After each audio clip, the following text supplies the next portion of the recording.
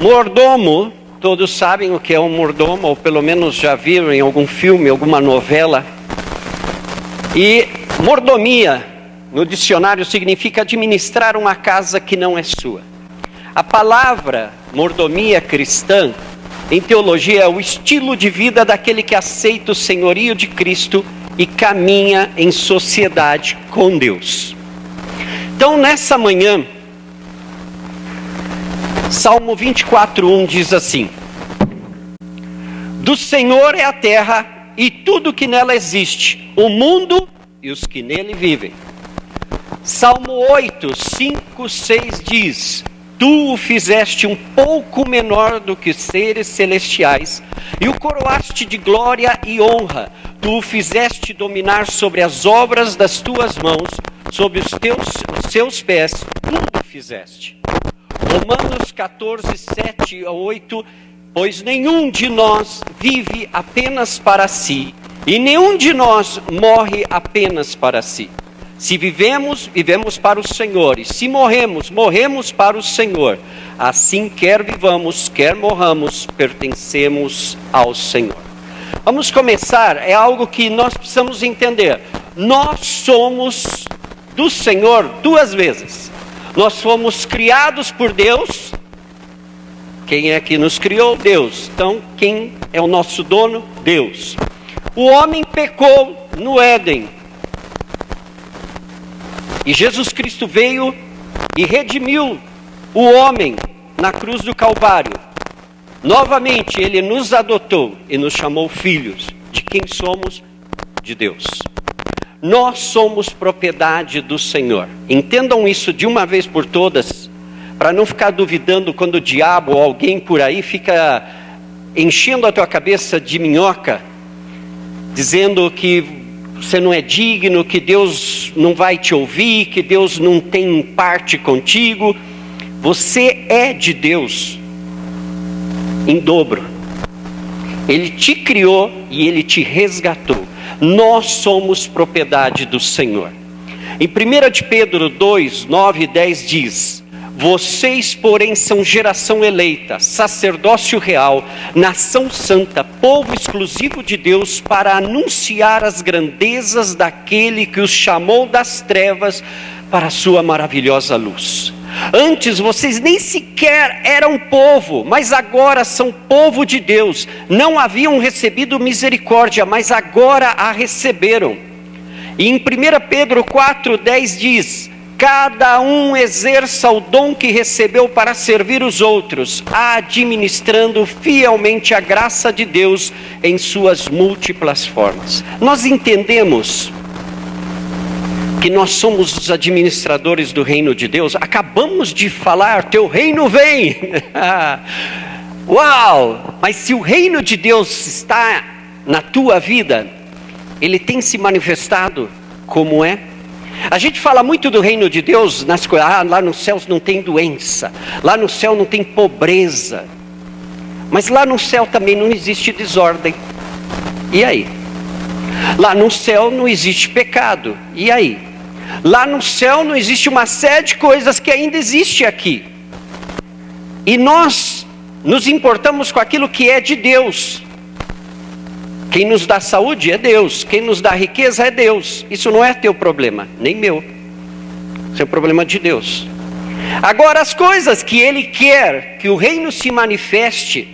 Se você quer ver cura, você tem que impor as mãos e declarar cura. Se você quer ver libertação, você tem que repreender o diabo e mandar ele fora.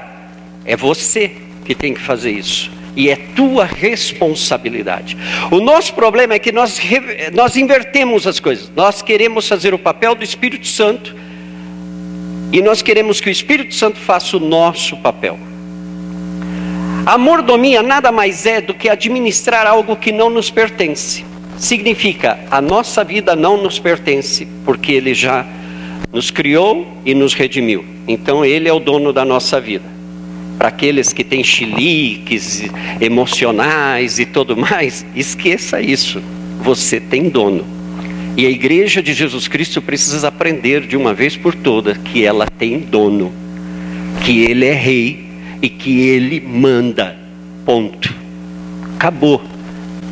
No reino de Deus não existe politicamente correto. No reino de Deus, Deus é justiça. E nós precisamos aprender isso para quê? Para exercer essa mordomia, porque Deus está esperando isso de mim e de você. E nós não estamos aprendendo. Existem vários pontos sobre mordomia. Nós vamos falar de 6 deles. Eu vou ler os versículos de cada mordomia e aí a gente expõe. Mordomia do corpo. Aí vamos. 1 Coríntios 6, 19 ao 20 diz: acaso não sabem que o corpo de vocês é santuário do Espírito Santo, que habita em vocês e que lhes foi dado por Deus, e que vocês não são de si mesmos? Vocês foram comprados por alto preço, portanto glorifiquem a Deus com o seu próprio corpo. Todos tropeçamos de muitas maneiras. Se alguém não tropeça no falar, tal homem é perfeito, sendo também capaz de dominar todo o seu corpo. Romanos 6, 11, 14. Da mesma forma, considerem-se mortos para o pecado, mas vivos para Deus em Cristo Jesus. Portanto, não permitam que o pecado continue dominando os seus corpos mortais, fazendo que vocês obedeçam aos seus desejos. Não ofereçam os membros do corpo de vocês ao pecado, como instrumentos de injustiça. Antes, ofereçam-se a Deus como quem voltou da morte para a vida, e ofereçam os membros do corpo de vocês a Ele como instrumentos de justiça. Pois o pecado não os dominará, porque vocês não estão debaixo da lei, mas debaixo da graça. Como você tem cuidado do teu corpo? Como você tem relacionado o cuidado do teu corpo com o teu serviço a Deus? A maioria de nós não pensa nisso, verdade? A gente acha que a área espiritual é o nosso espírito, e ponto. Mas o corpo tem muito a ver com a nossa vida espiritual. Muita gente, por não entender isso, elas não captam e não percebem aquilo que elas querem. Um exemplo simples: a unção do Espírito Santo, ela habita o nosso corpo. O Espírito Santo habita o meu espírito. É diferente. Aí nós vamos para a casa do Senhor e pedimos: Senhor, enche-me do teu Espírito. E aí o Espírito Santo é derramado, e quando ele é derramado, ele atinge o meu corpo. Aí eu sinto uma sensação variada de coisas. Eu tenho uns tremeliques, eu caio no chão, eu sinto um fogo, e a gente sente uma infinidade de coisas. É o poder do Espírito Santo que toca o nosso corpo. Mas o Espírito Santo habita no meu espírito. É diferente. Agora, nós pedimos: vem ó Espírito Santo. Aí o Espírito Santo vem. Mas o teu corpo não está preparado para receber o Espírito Santo. E aí? Ele veio, passou, você teve um estremelique, você caiu, e aí você levanta e continua na mesma. Você não entendeu por que você chamou o Espírito Santo. E nós precisamos administrar, cuidar do nosso corpo. Você entende que manter-se saudável faz parte da tua vida espiritual? Um dos maiores erros da igreja é a gente orar por cura e não permanecer na saúde.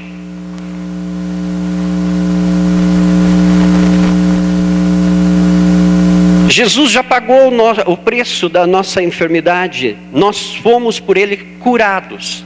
Se nós fomos por Ele curados, então por que não nos mantemos curados? Mas a gente gosta, né? A gente não é do remediar, né? A gente espera acontecer, aí depois que a gente vai cuidar. Quando as coisas estão na última, aí a gente: ó Deus, opera, Senhor, toca a minha vida, cura-me, Senhor. Mas já é tarde. E Deus não te colocou nesse mundo para ser um mero assistente. Você é administrador. O teu corpo é a primeira coisa que Ele colocou para você administrar. Você tem que cuidar deste corpo. E a partir de hoje, irmãos, é mais do que fazer dieta, é mais do que fazer exercícios. É cuidar bem do teu corpo. Tudo nos afeta. O Espírito Santo, Ele quer mudar a nossa estratégia, nossas estruturas, Ele quer mudar cada célula do nosso organismo. Cientificamente, a cada 7 anos, nenhuma célula nossa é a mesma. Elas já foram renovadas, de todo o corpo. Você já imaginou você permitindo que o Espírito Santo passe por todas essas células continuamente sobre o teu corpo? É por isso que tem pessoas 80 anos e elas são velhas, têm 80 anos, estão gastados, o cabelo está branco, porque faz parte da idade, mas elas têm uma energia que um jovem de 20 não tem. Aí você fala, mas da onde ela tira isso? Ah, não, é que ela tem uma super saúde, não é que ela fez a dieta de não sei o quê, mas é que não sei o quê, que é um atleta. Mas existem pessoas com as mesmas qualidades, com as mesmas idades, mas não têm a mesma energia. Por quê? Porque há que administrar o nosso corpo. Nós precisamos aprender a cuidar do nosso corpo. E se você não sabe disso, peça ao Espírito Santo: Senhor, já que o Senhor vai habitar no meu corpo, me ajuda a cuidar do jeito que o Senhor quer. Ninguém convida alguém. Por exemplo, agora estou informando que hoje eu vou almoçar na tua casa. Mas não quero que você vá antes de mim, eu quero chegar antes de você lá. Como eu vou encontrar a tua casa? Está arrumada? Está uma bagunça? Quando você convidar o Espírito Santo para vir sobre você, arruma primeiro a casa. Cuida do teu corpo. Segunda mordomia, da mente e coração. Tito 1,15. Para os puros todas as coisas são puras, mas para os impuros e descrentes nada é puro. De fato, tanto a mente como a consciência deles estão corrompidas. 1 Coríntios 2,16. Quem conheceu a mente do Senhor para que possa instruí-lo? Nós, porém, temos a mente de Cristo. Filipenses 4,8. Finalmente, irmãos, tudo que for verdadeiro, tudo que for nobre, tudo que for correto, tudo que for puro, tudo que for amável, tudo que for de boa fama, se houver algo de excelente ou digno de louvor, pensem nessas coisas. E a minha pergunta é: em quem pensamos a maioria do nosso tempo? Em que nós estamos pensando a maioria do nosso tempo? Você crente que vira e mexe está assim: ai meu Deus, tem misericórdia de mim, Senhor, ai é porque eu não consigo. Será que você não está pensando muito nas impossibilidades e não nas possibilidades que você tem através de Deus? Será que nós não estamos limitando os nossos pensamentos e a gente começa a pensar em tantas coisas que não tem nada a ver? Nos angustiamos por coisas que nem aconteceram ainda e nós já estamos criando um carnaval. E nós usamos as desculpas deste mundo. Gente, essa história, é que os homens são assim, é que as mulheres são assim, é que os brasileiros são assim, é que os gringos são assim. Isso é desculpa. A palavra de Deus diz que nós somos do reino. No reino, é reino. No reino dos céus não tem imperfeição. Então, por que nós estamos usando argumentos deste mundo para justificar a nossa posição no reino de Deus? Será que nós não estamos confundindo os pensamentos e a atitude do nosso coração? Nós precisamos andar realmente, hoje na época dos livros de autoajuda, tudo é você pode, você pode, você pode. E realmente, esse você pode, através do Espírito Santo você pode muitas coisas, mas sem o Espírito Santo você pode até tentar, mas tudo que você vai alcançar é somente na força do teu braço, nada mais, não vai passar disso. Mas se você tem o Espírito Santo, você pode alcançar muito. Você pode ir muito além, porque Ele te capacita para fazer todas as coisas. Mas você está pensando nisso? Nossos pensamentos são puros? Ó Deus, né? Tem misericórdia.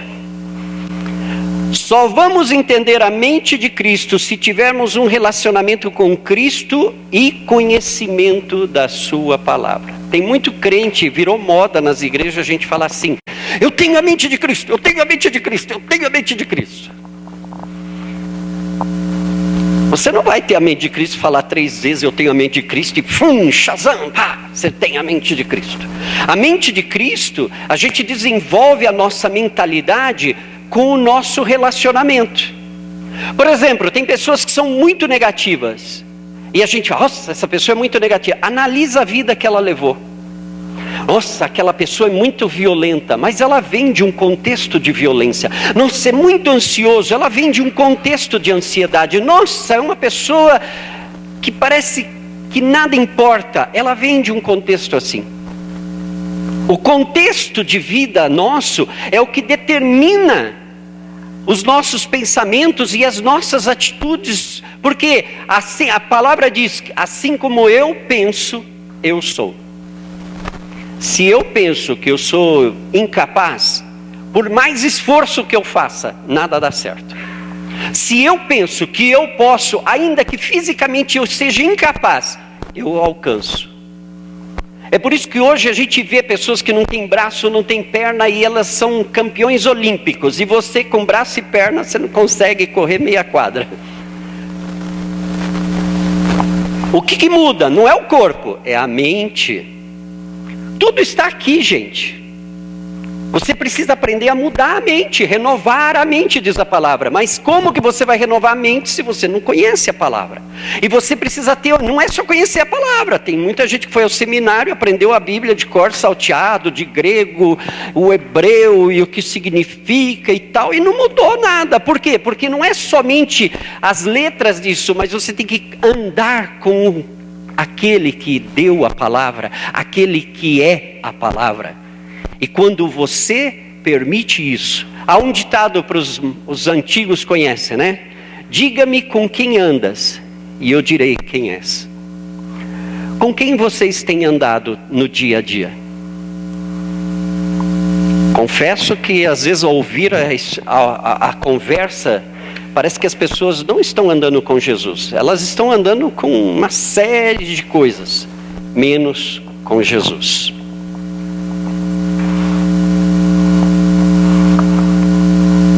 Mordomia do tempo. Salmo 90, 12 diz: ensina-nos a contar os nossos dias para que o nosso coração alcance sabedoria. Efésios 5, 15 e 16. Tenham cuidado com a maneira como vocês vivem, que não seja como insensatos, mas como sábios, aproveitando ao máximo cada oportunidade, porque os dias são maus. Colossenses 4, 5. Sejam sábios no procedimento para com os de fora. Aproveitem ao máximo todas as oportunidades. Você tem aproveitado ao máximo todas as suas oportunidades? A mordomia do nosso tempo é uma das coisas que nós violamos terrivelmente no reino de Deus. Deus só contabiliza o tempo em que estamos dentro da sua vontade. Então, quanto tempo você tem apresentado para Deus? O tempo é a poupança de Deus. Quanto você tem na poupança de Deus? Como que você tem usado o teu tempo? Você sabe que esse Salmo 90 é uma coisa curiosa. Não é o momento agora de estudar isso. Mas ensina-nos a contar os nossos dias. É porque Deus não conta os nossos dias da mesma maneira que nós contamos. Quantos anos você tem? Eu tenho tanto. Deus não te conta dessa forma.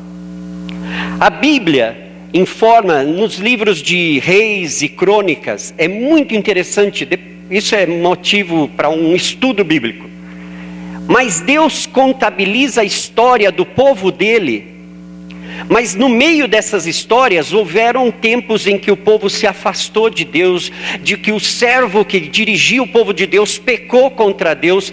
E curiosamente você calcula, e eles falam, viveu tantos dias, e foi os dias do seu reinado, e foram isso. Aí você faz o cálculo, e aí você vai ver que não bate na conta de um com o outro. Aí você fala, mas espera aí, está faltando aqui. E na Bíblia, na história de Israel, faltam 90 anos da história de Israel. Por quê? Porque Deus não contabilizou os 90 anos de pecado. Ele descartou. Deus não contabiliza quantos dias e semanas você vive em pecado. Ele contabiliza aquele 1 minuto que você está diante dele. Por isso que é importante cuidar do tempo. A gente fala muita baboseira sobre tempo. Eu queria ter 48 horas. Gente, isso é a coisa mais abominável que você possa dizer diante de Deus. Porque Deus é perfeito. Ele criou o homem. Nos céus não tem tempo. Um dia para Deus é como 1000 anos. 1000 anos como um dia. Porque o tempo é insignificante para Deus. Mas Deus colocou 24 horas para gerar o nosso tempo. Ele nos deu prazos para a gente cuidar deste mundo, do nosso corpo, da nossa casa, e Ele colocou 24 horas. Se Deus, que é sábio, nos deu 24 horas, significa que 24 horas é mais que suficiente para viver a vida. Então, vamos tirar do nosso vocabulário, das nossas piadas, que você precisa mais de 24 horas para viver, porque você realmente não precisa. Porque se precisasse, Deus teria dado. E Ele deu 24 horas, mas Ele te deu a obrigação de disciplinar, de cuidar, de administrar. É para isso que Ele te deu tempo. Ele não te deu tempo para te dominar. Curiosamente, a mordomia nos faz entender que nós não somos dominados por nada disso. Nós dominamos. Você que domina os teus pensamentos, o teu corpo, você domina o tempo, você domina estas coisas. Não é ao contrário. Só que infelizmente o que é a maior parte do tempo, nós que somos os administradores de Deus, estamos nos deixando ser administrados pelas circunstâncias da vida.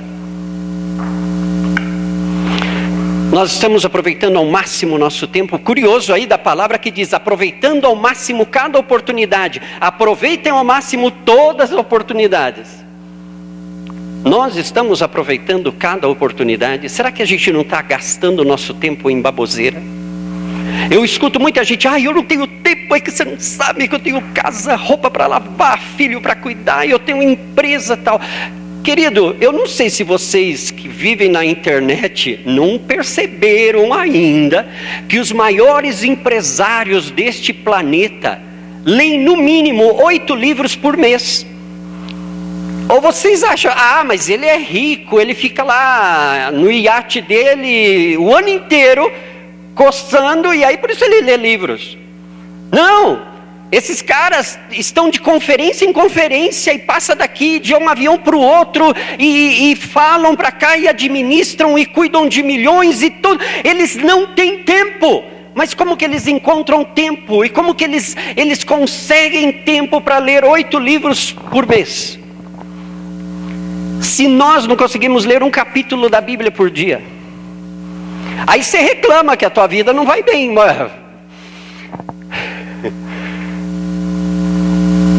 Eu quero ter saúde, mas eu não vou levantar cedo, eu não vou fazer exercício, eu não vou comer bem, mas eu quero ter saúde, Jesus. Em nome de Jesus eu quero saúde. Não vai ter. Você pode berrar, não vai ter, você vai morrer. Eu quero ser próspero, eu quero... Seja disciplinado. Tudo tem um preço. Se você tem chilique espiritual, não vai ter condições de seguir. E nós precisamos controlar o nosso tempo. Nós precisamos aprender, porque isso é uma das coisas que mais tem tomado as nossas vidas.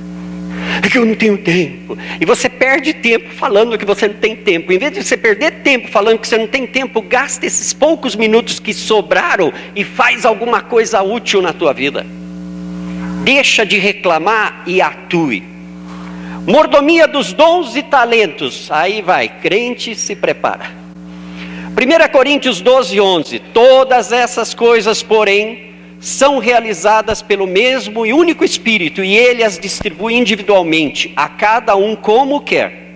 1 Coríntios 12, 18. De fato, Deus dispôs cada um dos membros no corpo segundo a sua vontade. Efésios 4, 7, 16. E a cada um de nós foi concedida a graça conforme a medida repartida por Cristo. Dele todo o corpo ajustado e unido pelo auxílio de todas as juntas, cresce e edifica-se a si mesmo em amor, na medida em que cada parte realiza a sua função. O chamado e os dons são irrevocáveis, diz Romanos. O que você tem feito com o teu talento? Você conhece e está desenvolvendo os teus dons? A ver, você sabe quais os dons que Deus te deu? E os talentos? Você tem habilidade, mas o que você faz com essa habilidade? Nossa, aquela irmã tem ela é uma cozinheira de mão cheia. Mas aí você vai falar com a irmã e a irmã está num baile da reclamação. Eu não sei, que a minha vida é uma prova, que é não sei o quê. Deus te deu o talento de cozinhar, inventa alguma coisa. Ou vai cozinhar para alguém. Uma das coisas mais fantásticas que eu ouvi aqui sobre missões é de uma irmã que está louca para ir para o Haiti, e ela falou para a família dela: eu preciso saber o idioma. Eles precisam de alguém que troque as fraldas e alguém que cozinhe, e isso eu sei fazer. Não se limitou.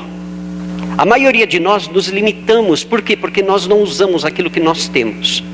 E a gente gosta de observar o talento dos outros, mas não entendemos que nós temos esse talento porque Deus te deu.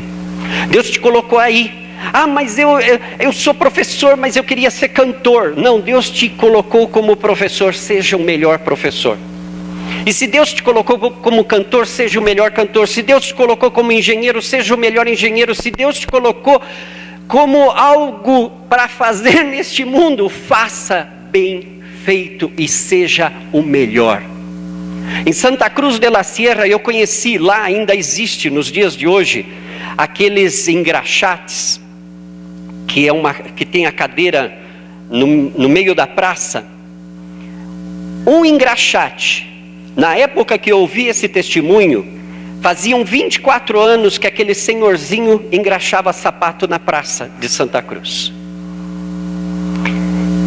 Engraxando o sapato, ele colocou 7 filhos na faculdade. Eu ouço de alguns de vocês, empresários, moradores da aldeia da serra, dizendo que não conseguem descer a serra, porque é muito difícil. Faça o que você tem nas mãos bem feito, e você vai andar para frente, você vai prosperar. Mas nós queremos que as coisas venham dos céus e não aquilo que nós já temos. Já veio dos céus os dons e os talentos, pois use. Não fique aí a ver navios passar, use os dons e talentos. O que você tem feito com esse talento? O que você tem feito com os teus dons? Você tem uma habilidade, use essa habilidade, por favor. Todos aqui sabem o que é Tupperware, né? Vocês sabiam que nos primórdios, quando o plástico começou a ser utilizado como a gente conhece nos dias de hoje,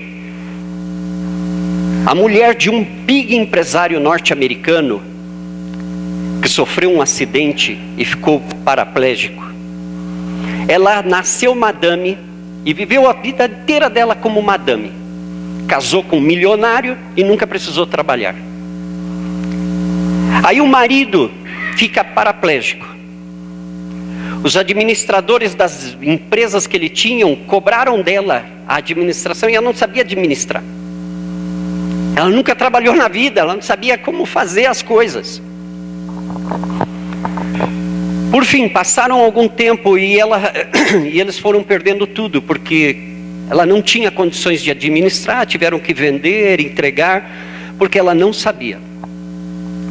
E aí ela terminou numa mansão, que foi a única coisa que sobrou para ela, e o marido na cama. Naquela época não tinha toda a tecnologia que nós temos hoje. Aí um dia alguém falou dessas embalagens de plástico. E ela começou a orar, na aflição do coração dela, de Deus, e agora o que eu vou fazer da minha vida? E Deus perguntou para ela, o que você sabe fazer? Ela falou, Deus, eu não sei fazer nada, a única coisa que eu sei fazer na minha vida é falar. E o Espírito falou, fale. Ela pegou de uma amiga dela essas embalagens plásticas e começou a fazer essas reuniões, esses chazinhos de mulheres dentro das casas e vender as embalagens plásticas. Ela se tornou a dona da Tupperware. Será que você não tem nada para oferecer? Será que você não tem dom nenhum, talento nenhum? Não fala para mim, fala para Deus. Mordomia dos bens. 1 Crônicas 29, 10 ao 12. Para os que fizeram Crown e os que estão fazendo Crown. Palavra-chave. Davi louvou ao Senhor na presença de toda a assembleia, dizendo, bendito sejas, ó Senhor Deus de Israel, nosso Pai de eternidade a eternidade. Teu, ó Senhor, são a grandeza, o poder, a glória, a majestade e o esplendor, pois tudo que há nos céus e na terra é teu. Teu, ó Senhor, é o reino, tu está acima de tudo.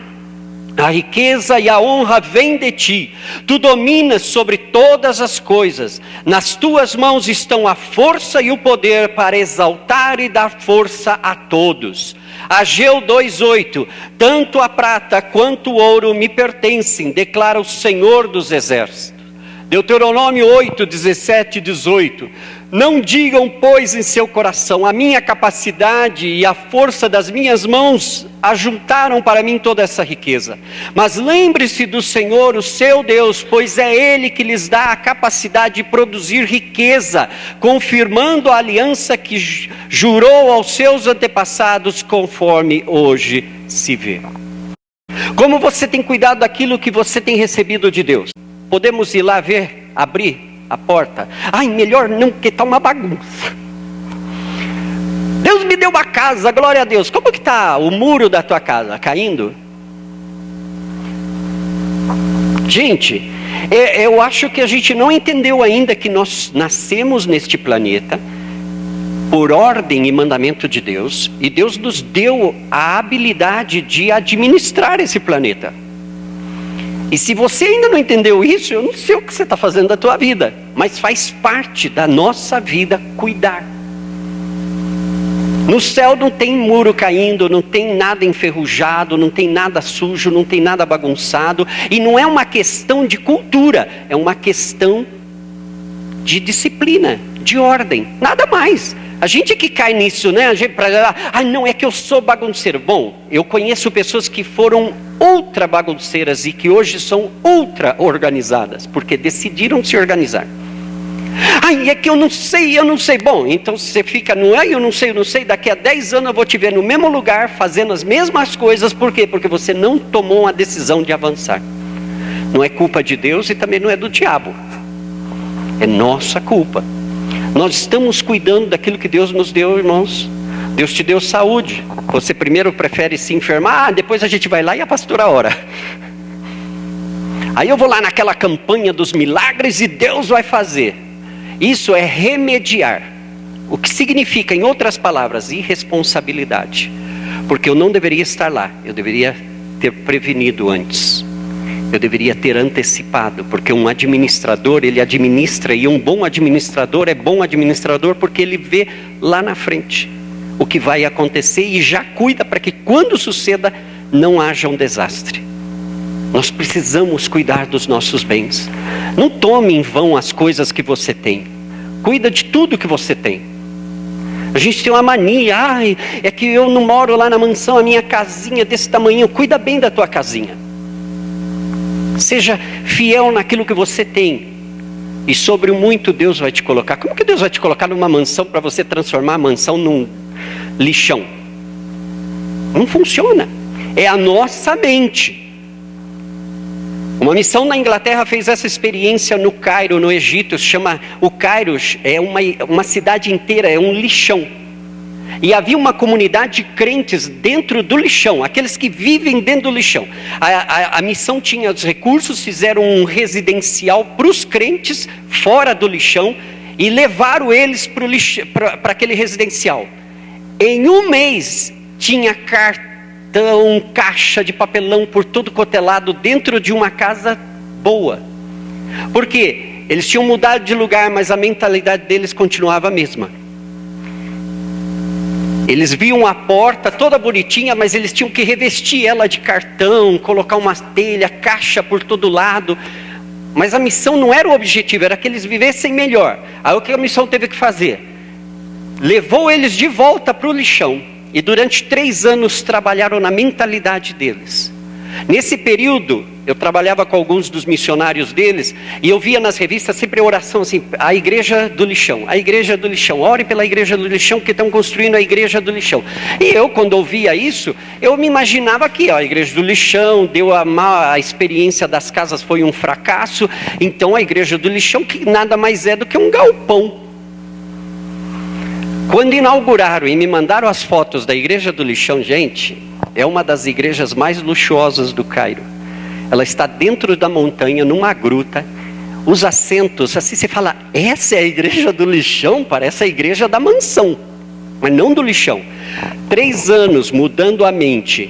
Aquele próprio povo que antes na casa não sabiam administrar, mudaram a mente e mudou a vida deles. Como você tem cuidado das coisas que Deus te deu? Agora vamos ao que dói. Mordomia do dinheiro. Eclesiastes 5, 19 e 20. E quando Deus concede riquezas e bens a alguém e o capacita a desfrutá-los, a aceitar a sua sorte e a ser feliz em seu trabalho, isso é um presente de Deus. Raramente essa pessoa fica pensando na brevidade de sua vida, porque Deus o mantém ocupado com a alegria do coração. 2 de Coríntios 9, 10, 11. Aquele que supre a semente ao que semeia e pão ao que come, também lhe suprirá e multiplicará a semente e fará crescer os frutos da sua justiça. Vocês serão enriquecidos de todas as formas, para que possam ser generosos em qualquer ocasião e, por nosso intermédio, a sua generosidade resulte em ação de graças a Deus. Filipenses 4,19. O meu Deus suprirá todas as necessidades de vocês de acordo com as suas gloriosas riquezas em Cristo Jesus. Irmãos, hoje nós estamos vivendo um tempo de crises. Muitos de nossos problemas não são falta de provisão, mas falta de prioridade. Aprisco. Domingo que vem a gente vai estar comendo bolo, festejando 2 anos, mas eu me lembro que há mais de 2 anos aqui o Senhor vem dizendo, virão dias difíceis. Virão dias difíceis. Você armazenou para os dias difíceis? Todo mundo culpou a presidência da república, aos políticos, a corrupção, mas Deus tinha falado para o seu povo há muitos anos atrás, virão dias difíceis.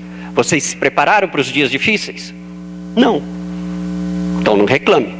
Peça misericórdia a Deus, se arrependa e comece a trabalhar. A gente lê a história de José. Ai, que José, que bênção. José foi de escravo a governador.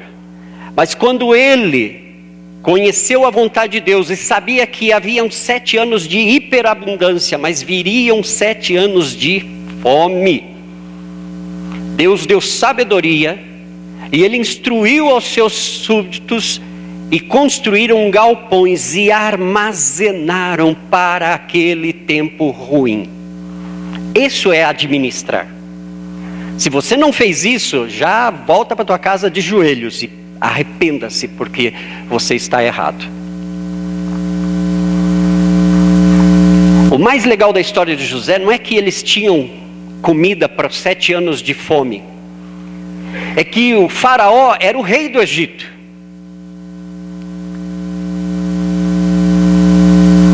Mas 7 anos de fome depois, José comprou a terra do Egito e o povo do Egito para faraó. Uau! Ele fez melhor do que o que mandaram.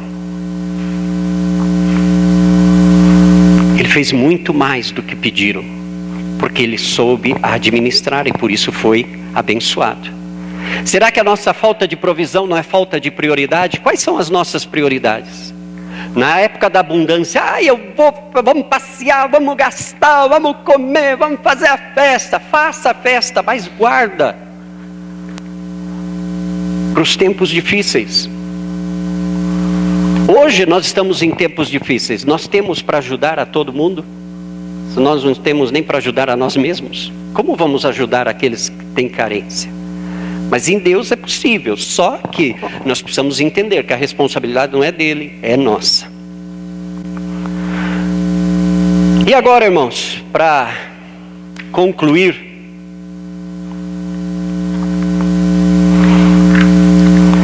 nós precisamos prestar contas a Deus. 1 Coríntios 3, 14 e 15 diz: se o que alguém construiu permanecer, esse receberá recompensa. Se o que alguém construiu se queimar, esse sofrerá prejuízo. Contudo, será salvo como alguém que escapa através do fogo. 2 Coríntios 8, 20 e 21. Queremos evitar que alguém nos critique quanto ao nosso modo de administrar essa generosa oferta, pois estamos tendo cuidado de fazer o que é correto, não apenas aos olhos do Senhor, mas também aos olhos dos homens. Pararam para pensar? A nossa igreja ultimamente tem sido conhecida como a igreja que não pede oferta. Desde que se colocou essa direção de, olha, se você tem uma oferta, na hora do louvor você vem, deposita a tua oferta e ponto.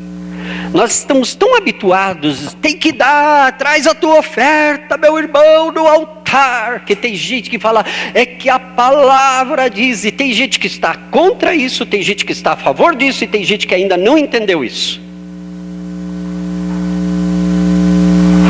E eu, quando li esses versículos, falei, uau Deus, isso aqui é muito bom. Nós precisamos ter cuidado diante de Deus e diante dos homens. A igreja está sendo pervertida porque os homens não estão tendo cuidado diante dos homens. E nem diante de Deus. E nós estamos fazendo de gato e sapato as coisas, e nós estamos levando as coisas de tudo e qualquer forma e dizendo aleluia. Não é assim que funciona. Eu e você vamos prestar contas a Deus de tudo que Ele nos deu.